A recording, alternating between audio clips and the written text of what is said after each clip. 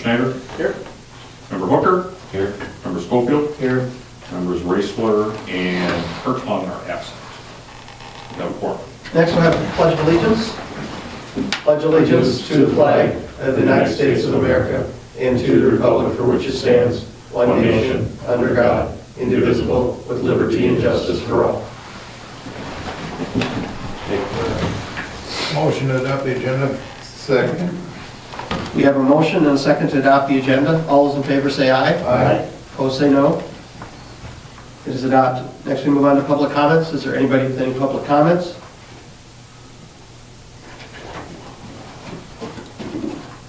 Val, did you want to speak? Okay. She was waiting for something. Okay.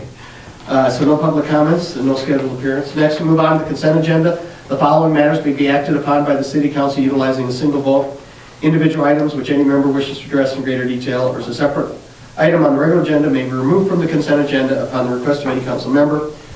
We have the minutes from the regular City Council meeting from February 9th, 2022. Bartender license for Leanne K. Seipel for the Handy Mart 1047, and a picnic license for the Pepin County Tavern League for the Fun Putt Crawl at the Masonic Lodge at 203 West Main Street on March 5th, 2022.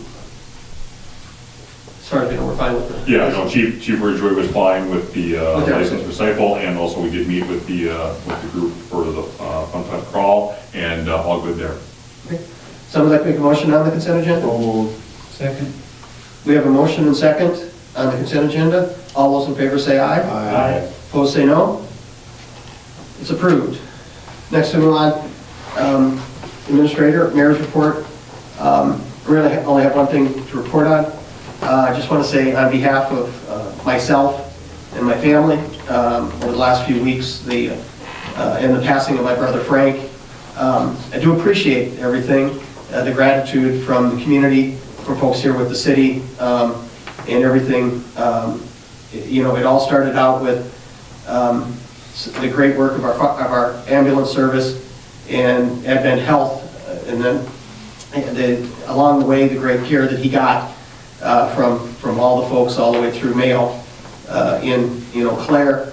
But again, on behalf of my family and everybody, whether it's been a card or some words of thanks or words of support, so on and so forth, I just want to say thank you on behalf of me and my family. Anyway, there was nothing that came off the consent agenda. Administrator's report. I don't have a whole lot to say. I'll chime in on some of the department heads that are here tonight when we get to those reports. But again, it's just we got more snow, obviously. Just a reminder again that keep those sidewalks cleared. I know it can be difficult, especially in some of the cold days that we've had. But it's winter in Wisconsin, and we got to keep up with those things. The last couple of days, or just last day or two, got some comments on plowing and things of that nature. I just added, we're always willing to listen to those things. If there's things that we can do better or ways we can improve, we'll take those. But we ask you to be nice. And again, don't be afraid to call us. We certainly do monitor if you want to put something on Facebook. Obviously, we monitor that. Jenny does a good job with making sure that we stay in touch with that as well. And so you do your part, we'll do ours, and hopefully get through this winter. That's all I have. Any questions for the city administrator? Hearing none. Next, we'll have discussion possible action regarding the Pepin County Housing Authority payment in lieu of taxes agreement. This was discussed at Finance earlier today. So if Administrator Rasmussen, if you would like to update on that, and then if we could have Chairman Schofield discuss the action of the Finance Committee. So again, you've heard me talk about basically our work regarding a pilot agreement with the Housing Authority. As we have discussed, essentially Landmark, who basically the Housing Authority contracts with for most of their work, had some concerns that they couldn't come up with this about a year and a half ago, some concerns that they couldn't come up with an actual agreement, that the City of Durand, Town of Waterville, and Village of Pepin actually had an agreement for these pilot payments, payment in lieu of taxes, even though we've been receiving them for the better part of 4 decades. You heard me say, thanks to the committee, the Housing Authority Committee, and others for their work on this, and Landmark, and, yeah, I'm sorry, this was sent out, and we just got this yesterday, we emailed them out yesterday. But yeah, there's more. Here, here's another. So basically, we had, last week, we had a Zoom meeting with the Housing Authority, and City of Durand, Waterville, and Pepin were all invited to basically comment. We had some issues with basically the agreement, or the new agreement that the Landmark had come up with, was going to base the payments solely on revenue from the tenants.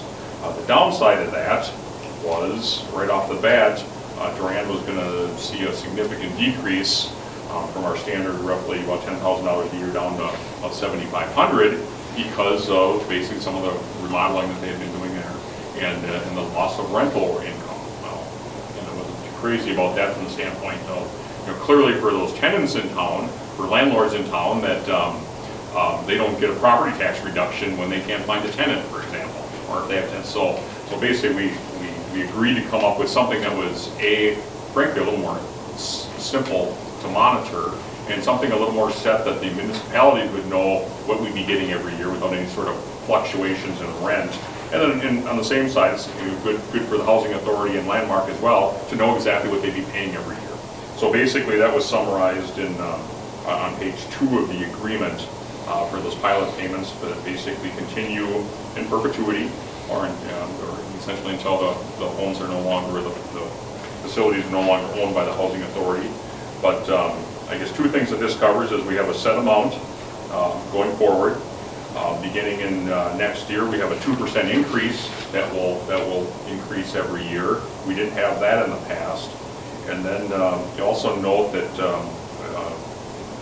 in the verbiage there, we will get paid for this year's as soon as we pass this, or as soon as the Housing Authority passes this hopefully at their meeting of March 15th. And then those back years, they have made the commitment to pay. It's just a matter of how soon they're going to make those payments. And that was really the only change that the Finance Committee made. Is that when you get to the bottom of page 2, there's a discussion that the Housing Authority would have with 24 months to make these back payments. Our proposal, or what the committee passed, was to limit that to 12 months. We'd like to think they can get that money in 12 months to basically make us all whole, and we can move forward and not have to worry about anything in the future regarding payments. Otherwise, that's really the gist of. There's a fair amount of legalese, if you will, in here. I don't know that maybe I forgot to mention to the Finance Committee that this has been looked at and approved by our attorneys as well. So I think we're good to go with this, and hopefully we get our payments very soon. Chairman Schofield, would like to speak about the recommendation from the... Yeah, we did, on the page 1A, it calls out the number of units at each location. There is something in here that says if that gets expanded or decreased, that these fees will get adjusted. I guess that was one of the big things. And then the Finance Committee did recommend approving this agreement.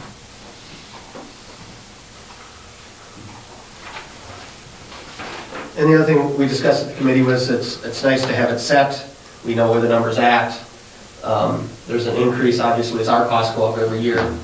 And again, unless something else comes in, like Chairman Schofield mentioned, if there's a change in the number of payments or so on, that would change the agreement. We'd be able to come up with a new formula based or new numbers based on that.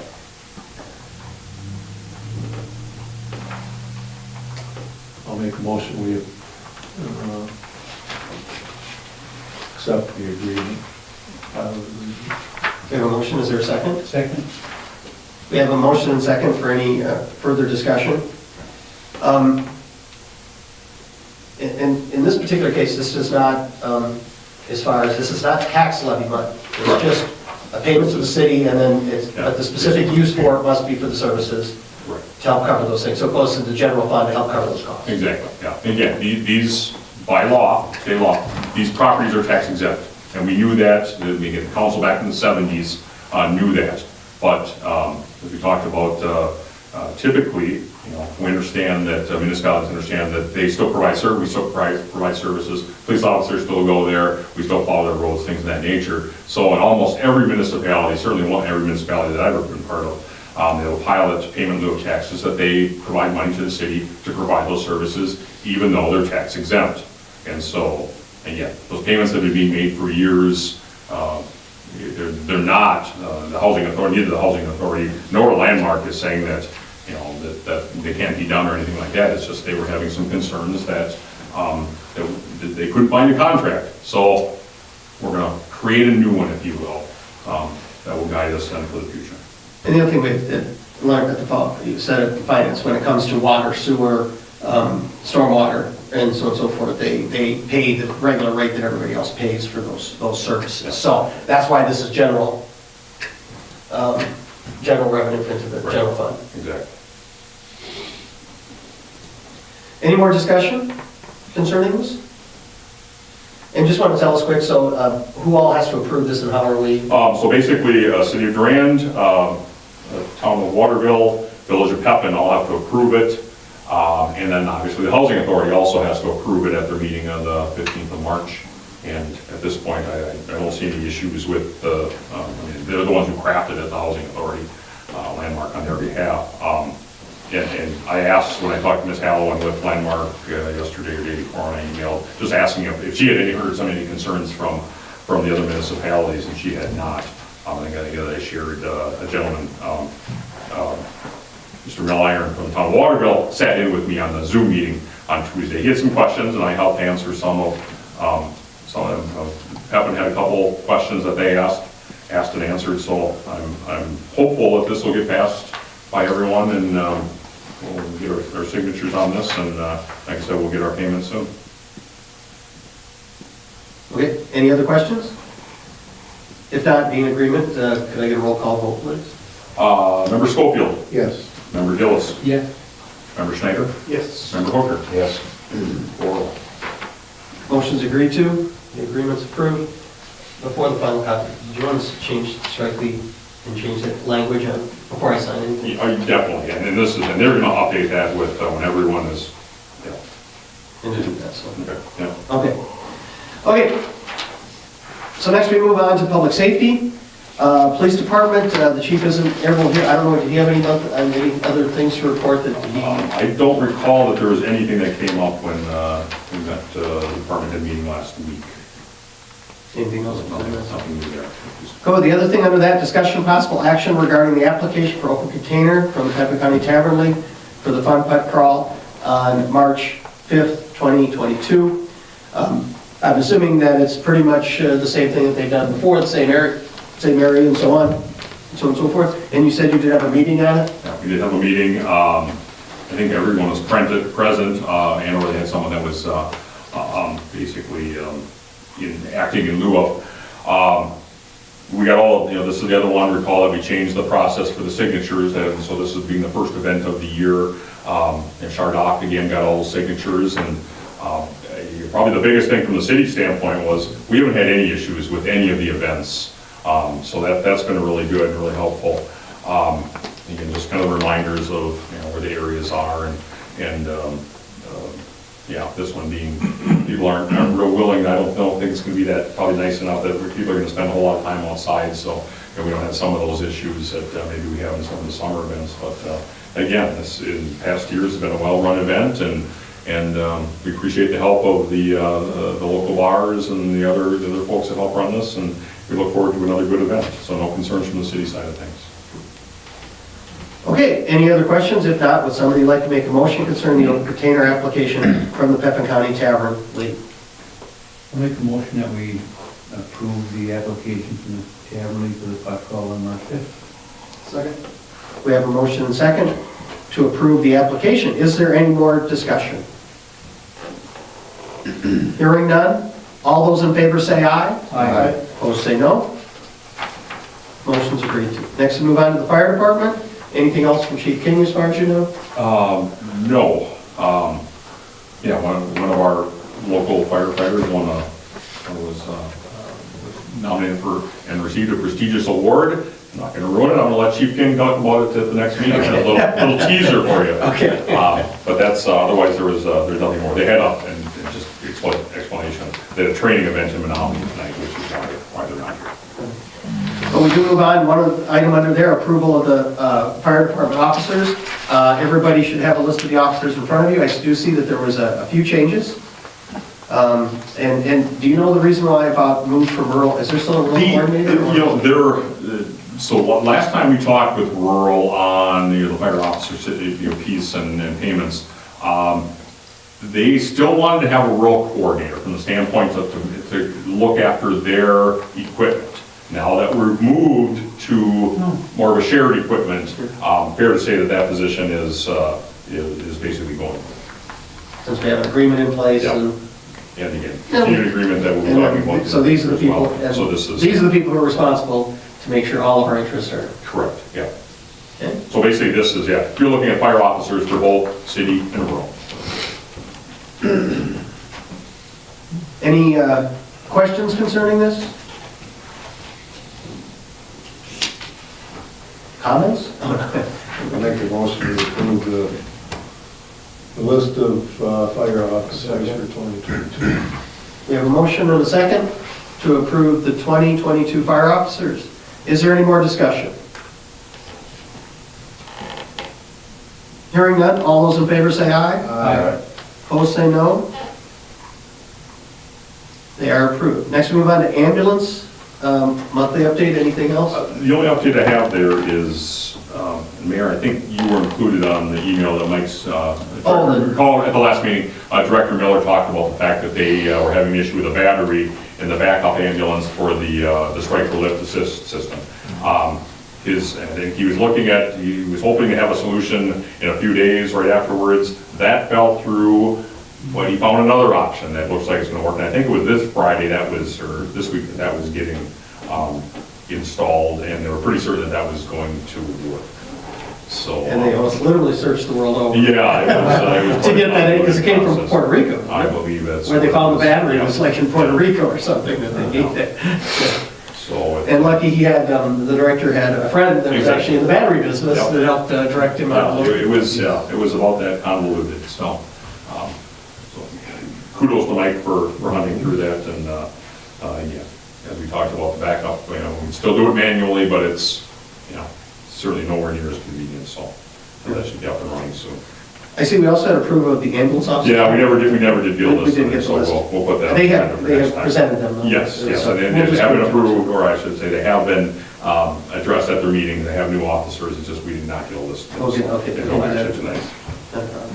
Next we move on to Public Works and Utilities, Engineers Report. Russ? Yes, just one quick update item.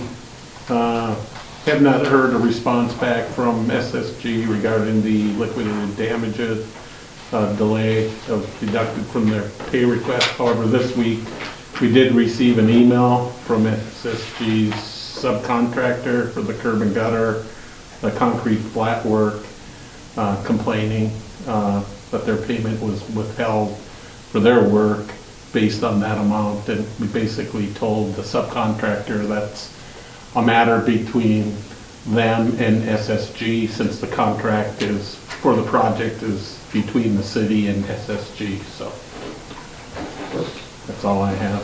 I must run with it, though. And believe it or not, they made a statement that the delay of the project wasn't their fault. They said they can deal with that all they want. Right, exactly. Anything else then, Russ? That's all I have. Any other questions for,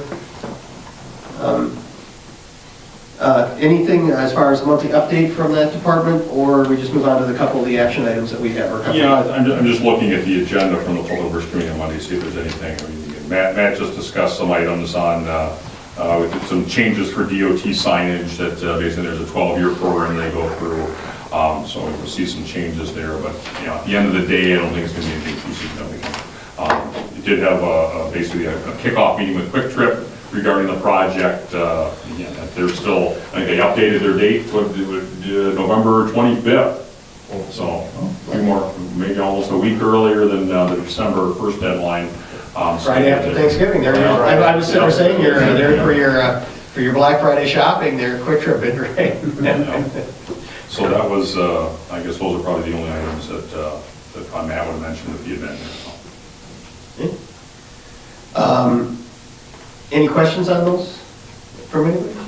If not, we move discussion possible action regarding front-end loader and plow purchase that was approved in the 2022 budget. This did go in front of Public Works earlier this week. There's a recommendation. Do you want to? Yeah, I can touch base on that. We had a little discussion, man, I had a little discussion on this from being on the Public Works Committee. Obviously, Matt wasn't going to be here, which is why we had the Monday meeting. If we were going to get to, I was a little reluctant to have this on the agenda if we were going to have a major discussion on this with Matt not being here. But ultimately, what we discussed at the Public Works meeting is that Matt is going to hold off on any recommendation regarding the purchase of the end loader and related snow blower for another time. Fair to say, some of the testing that they did, he like Matt wanted something a little more intensive, shall we say. And then secondarily, we're still debating just what size of an end loader we might need. So again, that decision is for a future date. What we did agree on though, and we'd like to move forward with is Matt basically spec'd out, for lack of a better term, I'm going to call it kind of an articulating plow blade that will be able to be used on our current end loader, however long we keep that, or any future end loader that we'll buy. The numbers I don't have right in front of me, but basically I think it was about $43,000. Current plow is about shot. Matt and his crew have been piecing that together for the last couple of years, and it's rusted out, and it's so that piece, fair to say, the committee did recommend that we replace. I'm going to say for a number again, not to exceed $5,000. And Matt had a video, and that's something. If you haven't seen the video, I can share from the standpoint of it should immensely enhance our downtown plowing. The ability to basically keep snow scooped as we go, downtown the way they do, which is, kind of squeezing out the sides as it typically does now. And I think there's probably some room for discussion in the future. Maybe that also gets mounted on one of the trucks or more. If Matt thinks that that's a likely way to go. But yeah, so at this point, I guess we can act on, if the council's amenable, for just the purchase of a plow. It still would be slated to get here by next fall, in time for next year's snow season. That's how far out they are. So again, I'd recommend that staff recommends, and the committee recommended, purchase of a plow for again, not to exceed $45,000. I think he said if we acted on it now, we'd have it in October. Yeah, so in time for the next snow season, exactly. Yeah. And the other thing, and we got a couple other committees, the problem with the front end, there's just too many questions at this point. What to get, so at this point, but this is something that we could use now, and again, the video we had, you showed about the other options that this had as compared to just a straight one. It had the sides so you can box, which helps. They can use wings so they can get the full, and there's a number of options with this. But as we said, to purchase it now for use with the present loader, and then any future loader, we would be able to retrofit it, I guess, is that the way of, you can buy a kit. And then be able to do that, so. I'll make a motion that we go ahead with the plow purchase that was in the budget for 2022. And you'll say not to exceed Not to exceed 45. 45,000. Yeah, not to exceed 45,000. Second. We have a motion and a second to approve the purchase of the plow that was from the budget in 2022. And again, as we said, not the front end loader. We would do that in a future year after we get some more information and know which way we're going with that. Is there any more discussion?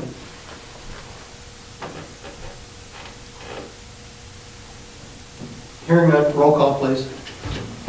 Member Schofield. Yes. Member Hooker. Yes. Member Schneider. Yes. Member Dillis. Yes. 4-0. Motion's agreed to. Next, we move on to let's pay the bills.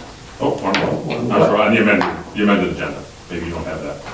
I thought I put it up the last one. Oh, the other thing, no, I got it. This is discussion, I sort of checked it off my list. That was the problem. Can't be checking the form, can't be checking.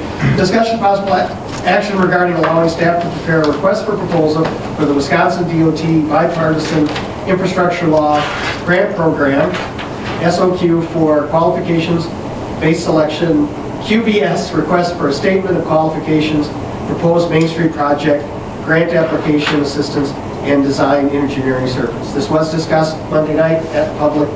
I don't know how, if you want to say I'll start real quick. and then we'll let Russ explain what we need to do. Yeah, and I'm going to talk more the kind of timeline of this, of why we had to get basically sneak it on this agenda. So we talked about it again at Public Works the other night. As you heard Russ explain last time, and he can explain more tonight, this is an odd grant proposal, a federal grant that essentially, obviously, Cedar has helped us with some of our past block grants and other grants.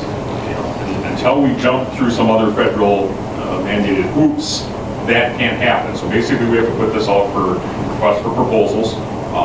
We are optimistic that Cedar will submit a proposal and hopefully come out on top. But again, that will remain to be seen because we have for the federal mandates of this type of grant, that's how we're going to have to present it. And so the work being done on it essentially is going to take probably 4 to 6 weeks to prepare it and put it out, and then obviously come back to council and accept someone. And so then the deadline for actually getting the grant in is still June 1st, right, Russ? Right. So we're under a little bit of a time crunch here, and we felt that waiting 2 weeks till the next council meeting could hurt us a little bit. So at this point, I guess I'll turn over to Russ, but yeah, at this point, we're not talking about any money that the council's authorizing, and with that, I'll turn it over to Russ on the process, and we can talk more if you have questions after that. Yeah, thanks, Scott. Yeah, Scott summarized it very well, but yeah, like he says, we're under the crunch. June 1st seems like a long time away, but once you start this QBS, SOQ process, you give consultants, 2 or 3 weeks to respond back and submit their statement of qualification document. So then I'm assuming that document would come in and probably go to a Public Works committee as the selection committee that would review it and score it. And then it would need to follow up and go to the city council for approval for the recommendation from the Public Works committee. Like Scott says, by the time we hit your meeting dates, going through that process, it would probably come to the council to your first meeting in April. So then, once it's approved, there's a form, a DOT standard form you fill out, and then that gets sent to Bill Zimmer, the Northwest Wisconsin DOT local program manager. So he reviews it and then has to give his approval. So that would put you towards the end of April, going through that process and getting DOT approval or a consultant to help you with the application, and then the design services if you're funded. So that would give the consultant, 3 to 4 weeks to complete, a good comprehensive application for the funding. So that's why that's on your agenda tonight. So, like Scott said, City of Durand and all the small communities are really struggling with this. It's a really exciting time for transportation with all this grant money coming out. And we haven't even seen the water and wastewater money that's supposed to have billions coming out to the state of Wisconsin. As I mentioned, this program has $1.29 billion and about $200 million for smaller communities. In the past, you never qualified for this program. Same with most of the towns and villages and so forth. And like I said, they're struggling because they have to go through the same process if they need help with their application. The reason why you haven't qualified before, because this is under this all totally federal funding, the Surface Transportation Program, you had to have a major collector road, functional classification per the DOT in your community, and your population had to be over 5,000. So when this new BIL law was approved in Washington, League of Municipalities and the Towns Association was able to lobby the federal officials to include a set-aside pot of money for smaller communities for what they're calling local roads. So that's why this is called the STP local road. Never happened before, something totally new, but from what we're hearing, this will probably continue in that fashion, provide money out of this fund. So, you know, going through this process now and being familiar with it, you'll probably be doing it again and again, as that's the way the funding's gonna be provided, you know, from the federal government. And Scott says the qualification-based selection process, that's called the Brooks Act in the federal government, where you need to select a consultant to help you with the application and then the design services before you can proceed with anything. Consultant can help you with the application, but if they do and you don't go through the QBS SOQ process, that consultant cannot help you with the design services. So there's a separation there too.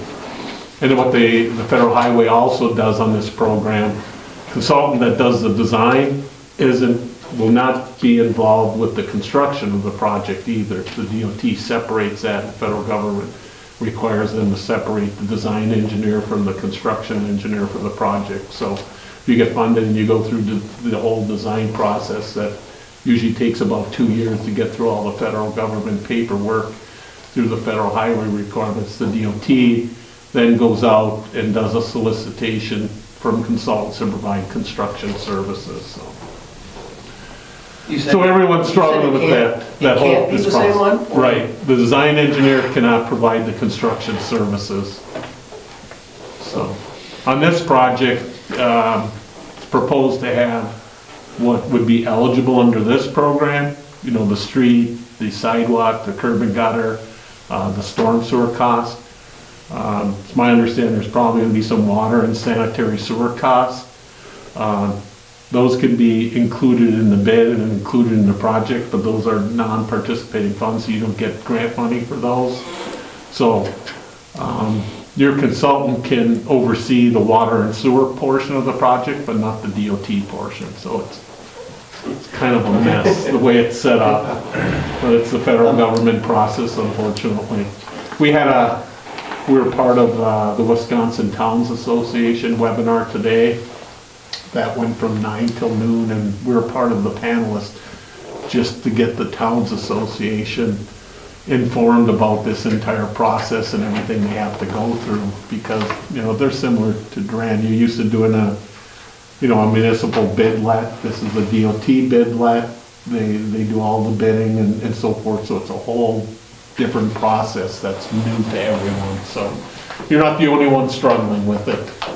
And I don't, either one of you want to explain, the Main Street project is the next major project we talked about doing, and because of the window that we're allowed to spend the money, why this project would fit in, would fit into this program, you know, and it's on an 80-20 split. Good. So I don't either one of you explain that. Well, I'll start with it's a 5, if we're selected, if we're approved for the grant, we have 5 years, correct, Russ? Yeah. So that puts 5 us- and a little bit more. Again, it's a little confusing with the federal government. DOT works on the state fiscal year, which is July 1st to July 1st. The federal government, their fiscal year is October 1st to October 1st. You know, both different than the calendar year. So actually, some of the they have the projects with this cycle, with the June 1st applications, they have to be done through fiscal year federal fiscal year 2026, which is construction into 27.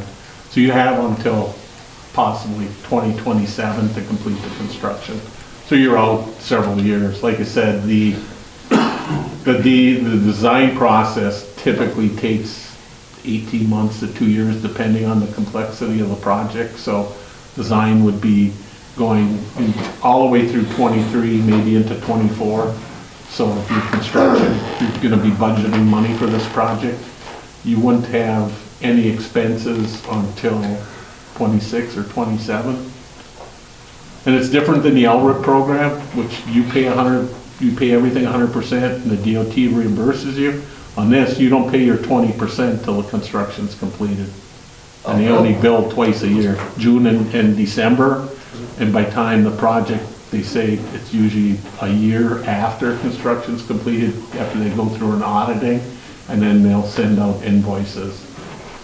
If you include your non-participating water and sewer with the DOT project, they would probably bill you for that earlier if you include, which you probably would just because of scheduling and having the same contractor on the DOT project. You'd get billed for that non-participating earlier, but, you know, so you're not gonna have any major expenses to put out for your 20% for a while, so gives you some time to budget for. And then, like I said, there's gonna be other grants coming out for water and wastewater as part of the bill that was approved in Washington too, so we can look at some grant funding. We'll have time to look at grant funding for water and sewer system for this.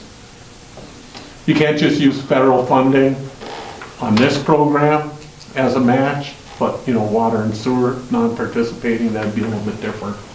So I'm positive there'll be some other things too to help you with the water and sewer portion. So Main Street falls in our long-term plan for 2025, 2026. Yeah, so it's a that timeline, hits. because of the reason we picked it. Right. Recall that Matt's estimations were about 2.5 to 3 million of that project. It's a huge project. Yeah. So again, we did get 80% of, and Matt looked at it and he was thinking that basically the eligible, the stormwater, the general, part of it was probably going to be about 1.8 to 2 million of that project. So again, if we get 80% of that, that would be fantastic. And the final one was a little bit of the nuts and bolts of, maybe you can explain that, Russ, what makes downtown a better project for this than maybe a residential area due to the, I forget what the term you used with the individual contracts with. Right-of-way issues. Yeah, because Matt and I talked about too, some other projects, if there are other projects in the city that have utilities that are satisfactory condition, sanitary and water, and you could do a surface mill and overlay or a pulverize and overlay. Once we talked about that, you need to find, at least maybe a mile road to do that all in one project, so it could be under one grant application.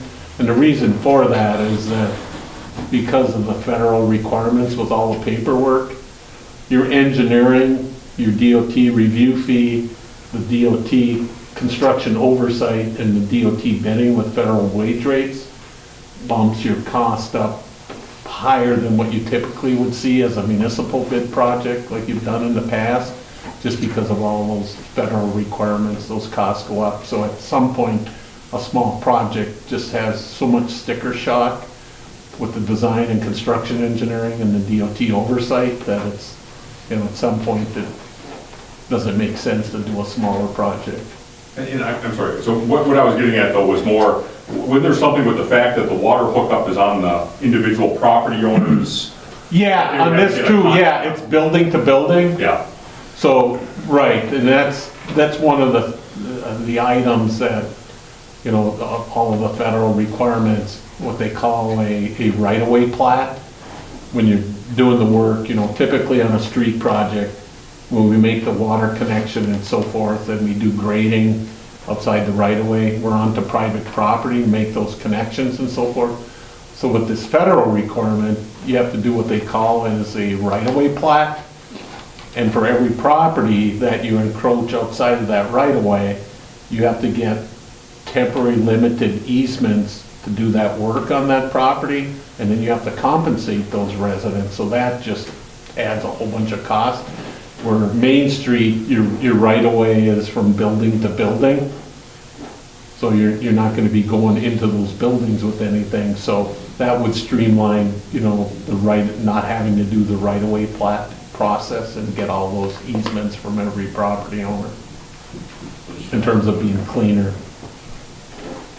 Because they mentioned, that's the timeline that can really add cost and length to a project. They have an environmental review, you don't want to have wetlands and any environmental contamination that can delay it and add cost. They have a archaeology and a historic review we have to do, so you don't want to have any major historic properties along the property that would delay things, the right of way. Those are some of the key ones that can get expensive and delay the project, that have to be cleaned up before they can bid it, so. So basically what we're asking tonight is to go ahead with the request for proposal.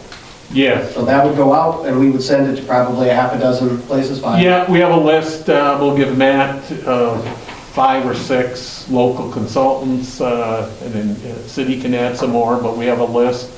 I told Matt, by the time he gets back from vacation, we have some example requests for qualification documents and so forth that will help him as a starting point to fill that out. So he'll probably have that when he gets back from vacation and start sending them out next week to consultants and start that request for qualification process to get those in by the end, third week of March or the end of March, and then start going through your committee and council in April.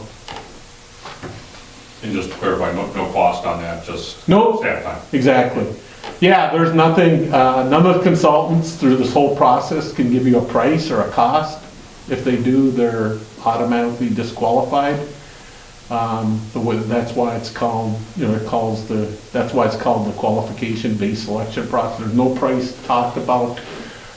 Once you select your consultants, then you negotiate what their fee would be for helping with the application.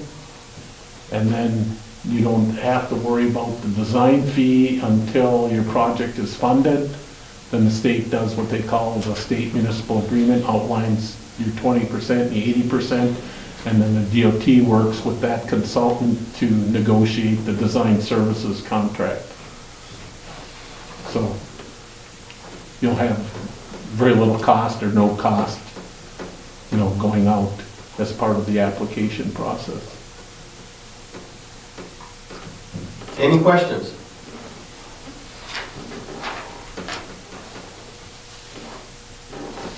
Hearing none, would somebody like to make a motion concerning this issue? Make a motion, we proceed with the RFPs for the grant program and get some engineers selected. Is there a second? Second. We have a motion and second. It's on the floor for any further discussion. And again, the motion is that we would go ahead and prepare requests for proposals and request them is what we're doing. So any other questions? Comments, concerns? Yeah, Russ, the 80/20 you said didn't include water and sewer. Correct. That's not in the grant. Right. But we'll look for some funding for that part of it. And reminder too, again, this fallback as well, that the downtown is in the TIF district. So that's another piece that you can partially fund TIF and maybe take some of the pressure off the ratepayers by funding it through the TIF district as well. Again, it's an option that we'll consider if and when we get there.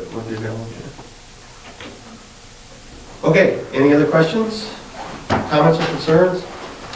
Hearing none, all those in favor say aye. Aye. Opposed say no. Motion is agreed to.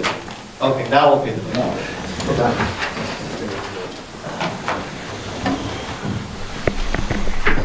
Everybody should be signing.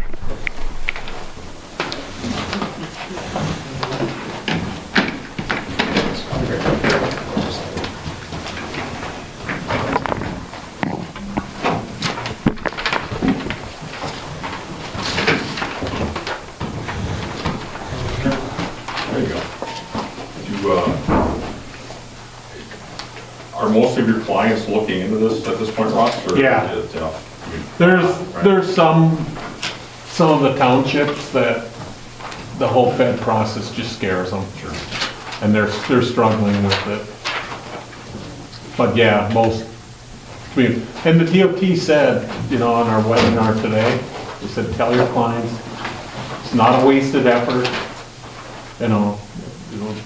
We'll see how many applications we get, but there's gonna be some more solicitations for this money down the road. They're looking at possibly you wouldn't have to resubmit, but you would be in the pile and in the cycle and then get considered, another time. And the local too, with the local roads, that's gonna be reviewed and scored differently than, for the larger cities and the bridge program, which are for the major collector and hire. They're gonna score these bill applications through the STP local, same way they did with the LRIP. There's gonna be a committee of people in Madison from throughout the state and the area that are gonna score the application. Tax due. Yeah, I know that. So again, being downtown, Yeah. economic development, a lot of those in the narrative, similar to what we did with Montgomery Street and some of those. Yeah. That, I think those are gonna be key scoring now, because those are gonna be scored differently. So that's a good sign. We'll see. Right off the bat, it sounds like the federal government's gonna be spending about 25 to 30% more on our project. Yeah. Yeah. Yeah, I wish, we all wish they would get rid of some of those requirements. So it'll be interesting to see how that workload is processed. Yeah. I think there's gonna need to be streamlining with the amount of projects and the amount of money they need to get out, otherwise they'll lose. They don't have enough applications and projects to get through the system. They have to send it back to the federal government, and I'll go to a different state that has more demand. So Motion to pay the vouchers. second. We have a motion second to pay the vouchers. Roll call, please. Member Schofield? Yes. Member Gillis? Yes. Member Schneider? Yes. Member Hooker? Yes. Motion's agreed to. Next meeting for March 9th. Are there any other committees that need to be at this time? I or was going to anything? ask you, Mayor, from the standpoint of, obviously, the pool discussion that night is going to be big. Do you want a committee to see that beforehand?